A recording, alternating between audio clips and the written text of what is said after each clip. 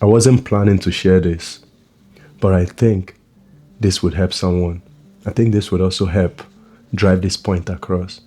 So I remember a few years back, I had access to a whole lot of money, like a whole lot of money. It was more money than I have ever had.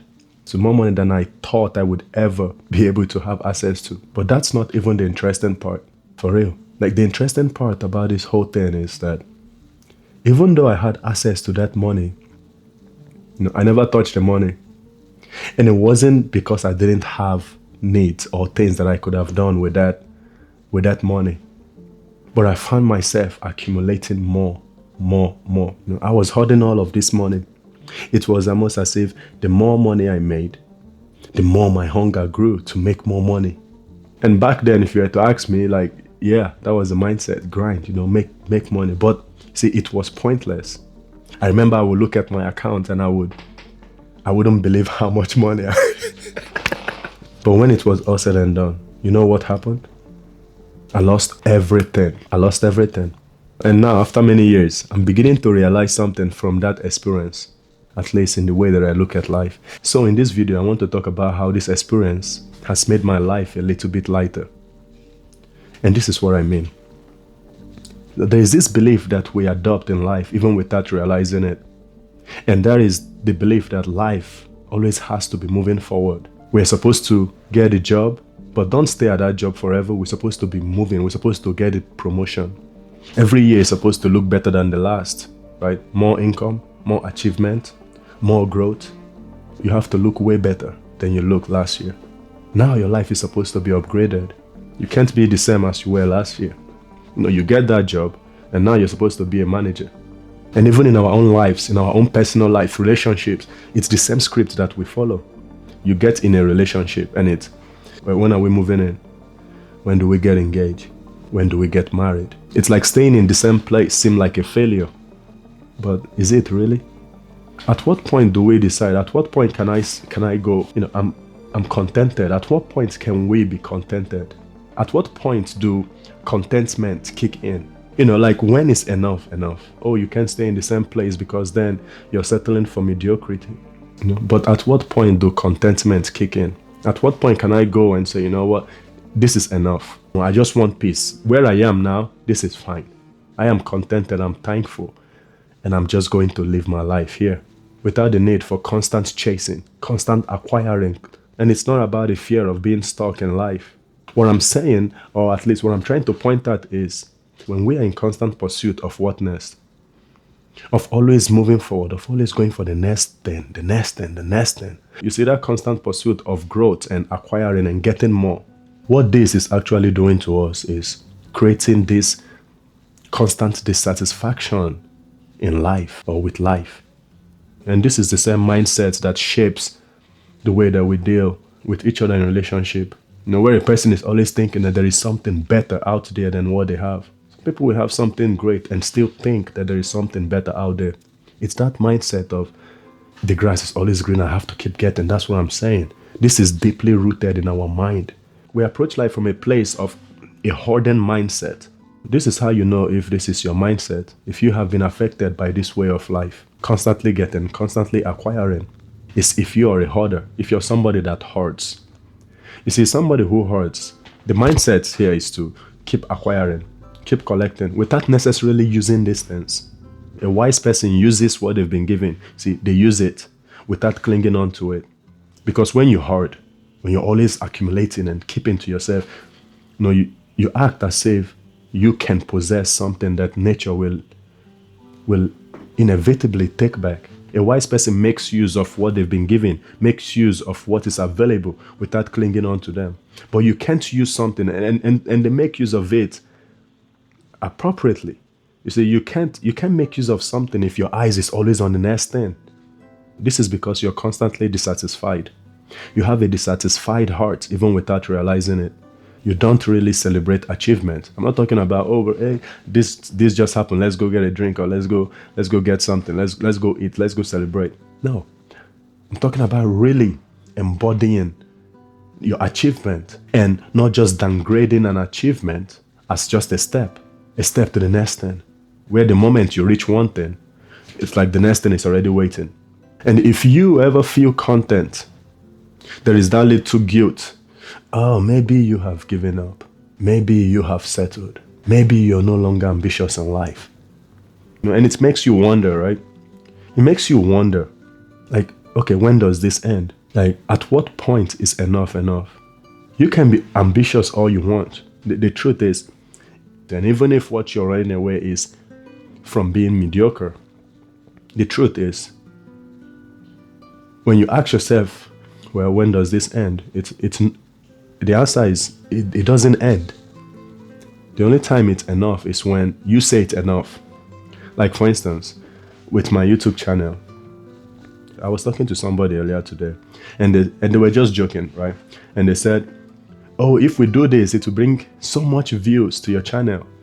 And I told them, I said, but who told you that what I'm after is it's views on the channel? And they said, well, okay, subscribers. No. And I said, who told you subscribers is what I'm looking for? No, that's not the reason I'm doing what I'm doing. Of course, do you want your work to succeed? Yes. No, but like I always say, the only thing you can do is what is in your control. And that's why you have to define what is enough for you. You can't put goals out there that is dependent on other people, that is dependent on something that you can't control. Right? This is how we suffer. This is what brings suffering in life, because we try to control the things that we're not supposed to control, the things that were never meant for us to control. So you are the one, you have to define and redefine the reason for why you do what you do. And then you have to find contentment.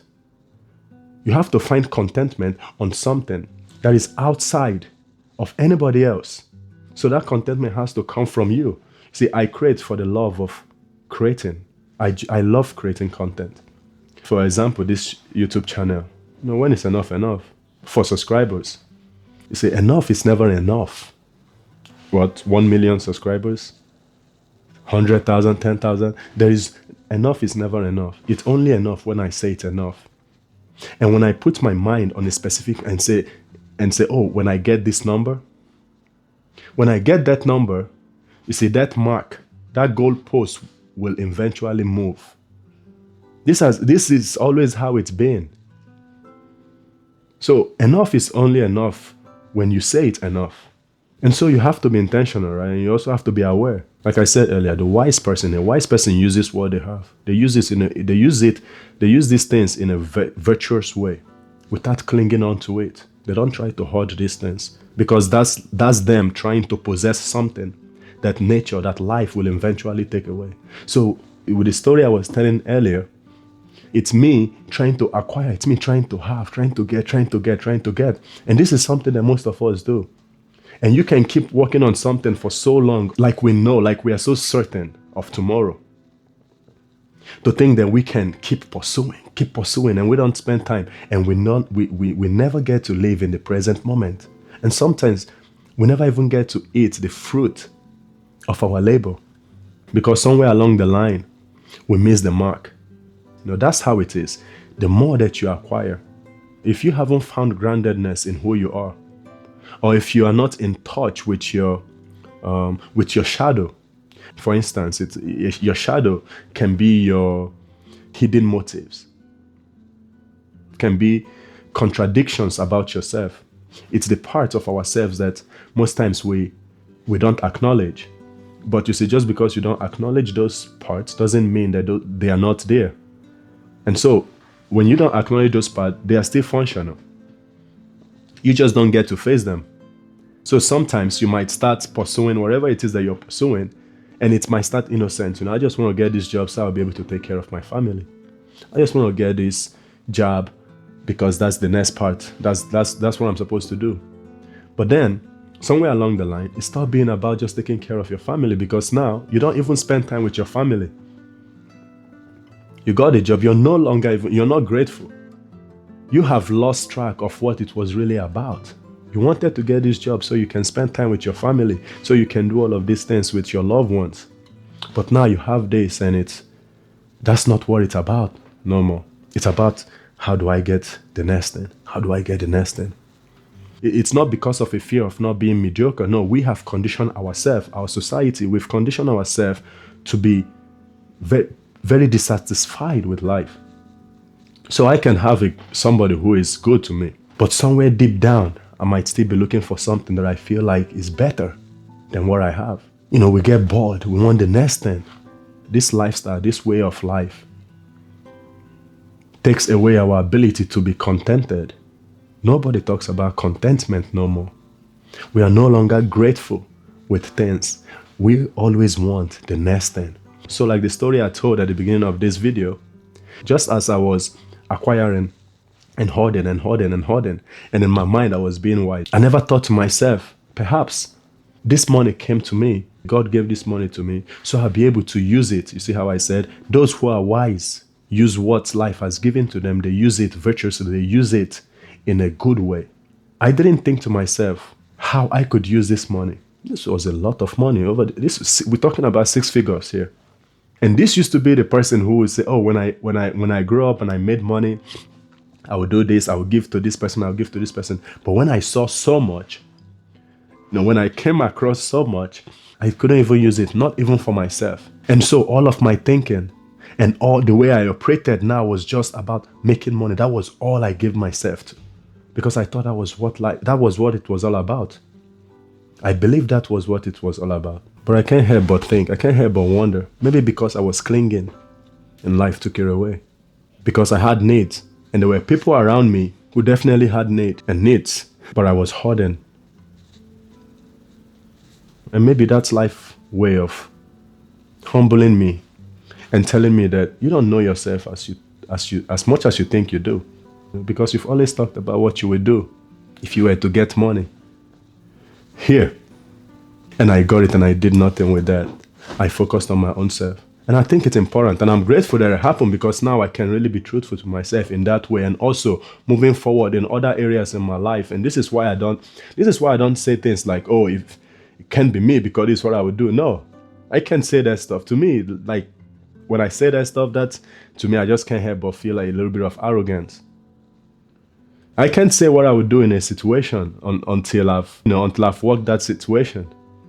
And that's what I learned just from this one situation. Because I said to myself, this is what I would do if I had this specific amount of money, or this is what I would do if money was not an issue.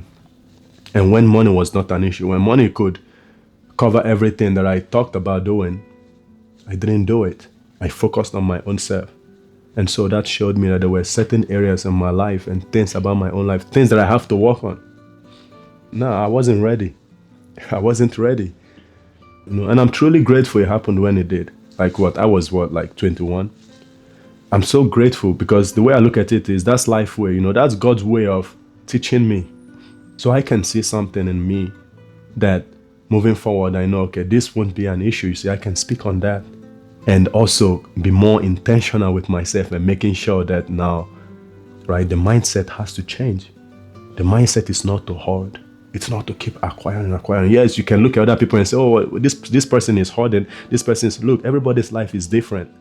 Everybody's life is different. People have different destiny in this life. Certain things that you might get away with, I do, and I will not get away with it. It's not because I'm buried, not because you're buried. It's just because that's not the reason. That's not my purpose. I'm not living in my own lane. I'm looking at you and I'm comparing my life, and this is why it's like things are falling apart, and I don't know why they are falling apart, but because I'm not living my own life. I'm not living my truth. And that's the issue. You keep comparing your life with other people's life. You keep saying, oh, well, they did it. Why? If they are doing it, they are hoarding, they have all this money, and but you don't know everything. You don't know their story. You're just saying what it is you think you're seeing. You're seeing what it is you think they are showing to you. You don't know their life. You don't know what they do with their time. You don't know what they give. Just because they are not showing you when they are doing it, you don't know who they're giving to. You don't know how they're operating. And even if you know, you have to be focused on your own life. Learn and grow. Never compare your life with what someone else has going on in their own lives. And I hope nobody watch this and think that I have an issue with people being successful or making a lot of money. That's not what I'm saying. But what I'm saying is, in life, sometimes it's important for you to stop and ask yourself a question. So, this is the question that I want you to ask yourself. This is the question I ask myself. Do I actually want the next step? Or am I just going after it because I think I should?